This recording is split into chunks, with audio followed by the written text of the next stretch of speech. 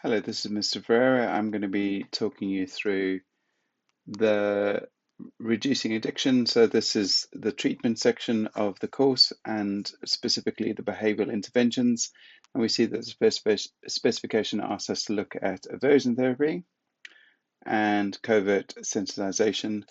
And I'm going to talk through them now. What I quite like about the addictive understanding of according to the behavioral model, is that it says that the addiction is a learned maladaptive behavior.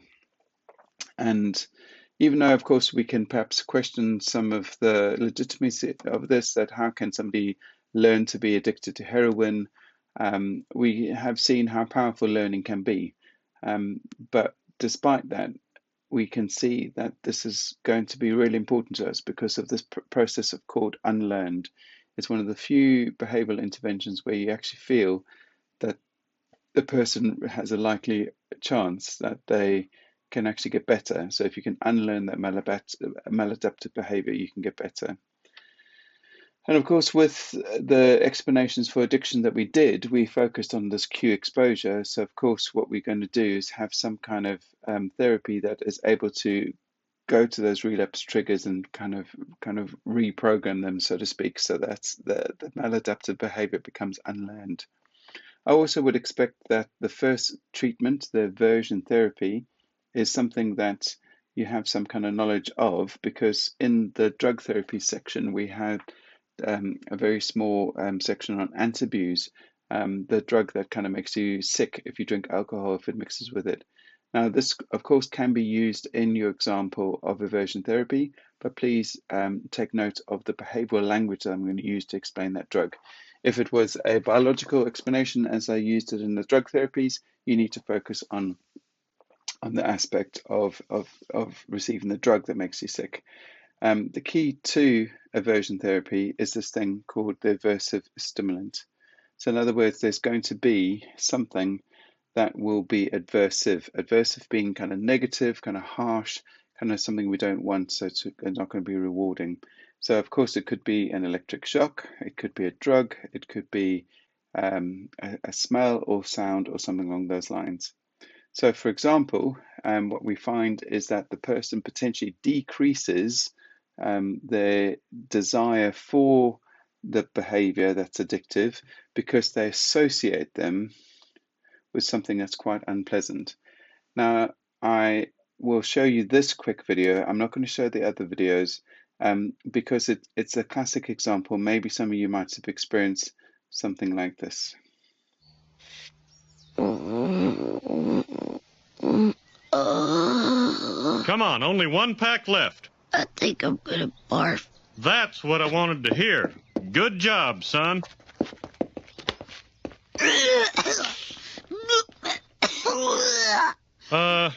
When you're finished, you want to get that with a hose? Okay, so what we have there is the classic understanding that if you kind of do too much of something, it could make you feel sick. Now, of course, this does happen for some people, perhaps, who go out on a bender and perhaps drink too much tequila or something like that. They can't face the game. But we got to be a little bit more careful of how we phrase this whole treatment, because it is about this association that we need to work on. And of course, an addictive behavior is going to be a habitual kind of language for the person in the situation. They're going to have taken the drug or gambled or done this behavior repeatedly. So we need to try and find a way of stopping that. So what is really key to this particular setup is that we see that we ask the patient to engage in the addictive behavior. Okay, so they're going to be smoking a cigarette, gambling, or any of these type of things. But of course, you've got to pair it with something that's unpleasant. Okay, and that's what we're going to try and do. Now, a classic example of this comes from the Clockwork Orange. Not worth watching tonight, but you might want to have a look at it, where we see that the character who's used to kind of raping and fighting and doing all the things that he kind of desires, has this drug injected into him as he watches these things, and suddenly it kind of makes him feel nauseous and sick. And that's the key to all of this, that as you are participating in something that is pleasurable, the unpleasantness comes. So just before I look at the mechanism, just a reminder that this can be used for a whole range of addictive behaviors, from drug abuse to smoking to gambling. So how does it work? Let's have a look. So what it says here is that we use classical conditioning. So the aversive stimulant, the thing that makes you sick, the thing that is a shock or horrible, is the unconditioned stimulus at this particular point. So, for example, if I get shocked, it's going to be painful. It's not going to be pleasant. I'm not conditioned towards that. It's just what happens. Or if I mix alcohol with disulfiram, I'm going to throw up. Okay.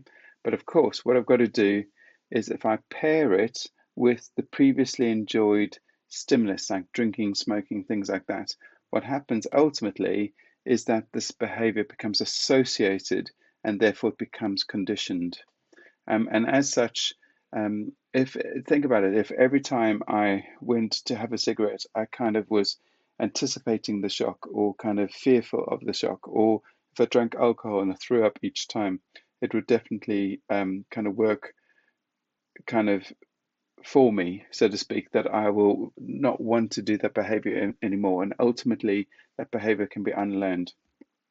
Now, we did in class watch a video from the BBC about a person who had had aversive therapy to try and treat homosexuality. And I hope you can see that we're going to have lots of concerns about whether you can truly treat all forms of behavior with this type of therapy.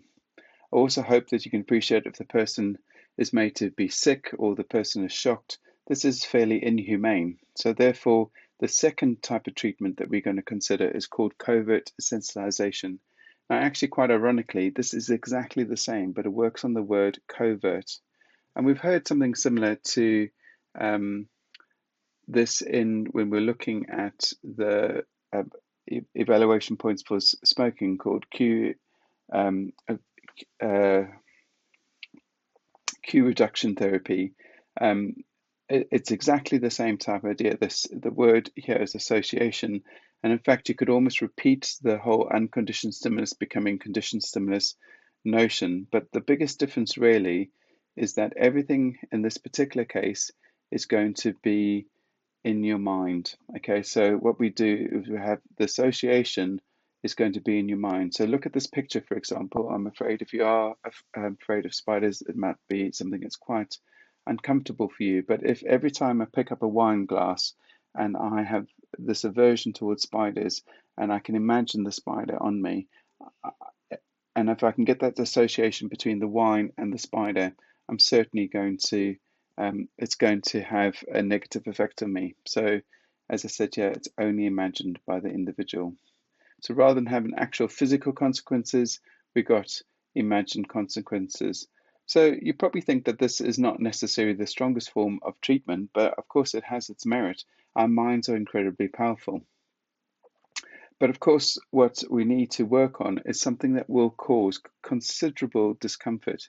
In other words, if you do have a phobia, or if you do have something that particularly will kind of disgust you or put you off, this will work. If you're very logical or you're not kind of put off by many things, I'm pretty certain this won't work. So if you can find something that you have considerable discomfort, that will be important.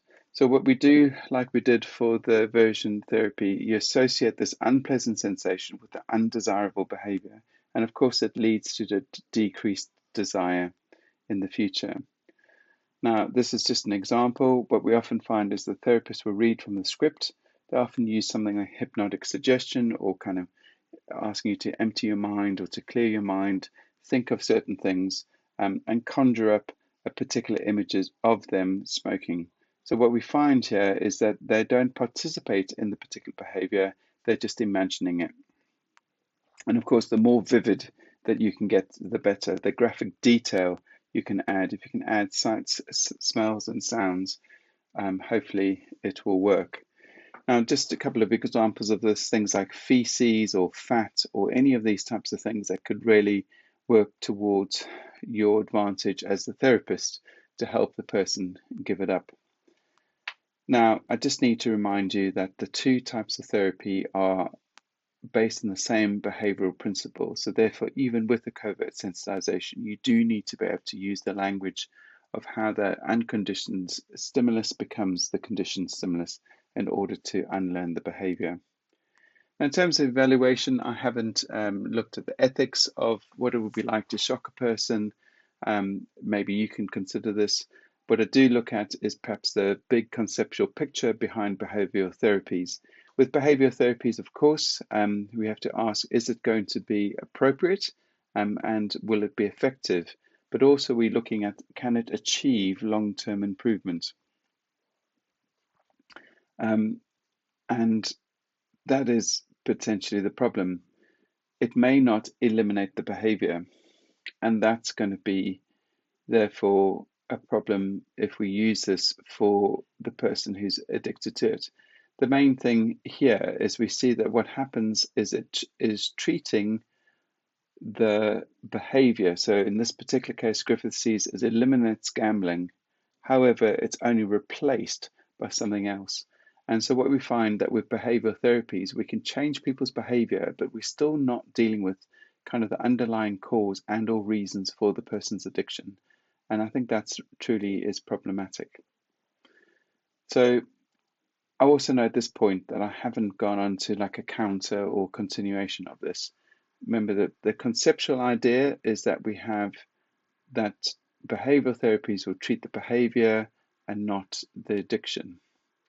So we could use something like behavioral determinism or behavioral reductionism in order to kind of reinforce this idea that it's perhaps not the most appropriate form of therapy. In terms of behavioral reductionism, we got to talk about how addiction is fairly complex and people stopping one part of the behavior might not be able to appreciate that the complexities or the other factors that may be the root cause behind the addiction. If we're looking at behavioral determinism, we need to kind of ask the question about how we have free will. So if I'm just treating a behavior that is trying to get me to have this conditioned stimulus of kind of not wanting to do the addictive behavior, I'm still a being of choice, and I can choose actively to perhaps put aside some of those particular behaviors. And of course, the association only really works if it's correctly paired. But if I have free will, I might counteract some of those associations, and I may not get any better. So please think about how you could use those points to kind of work with this initial point.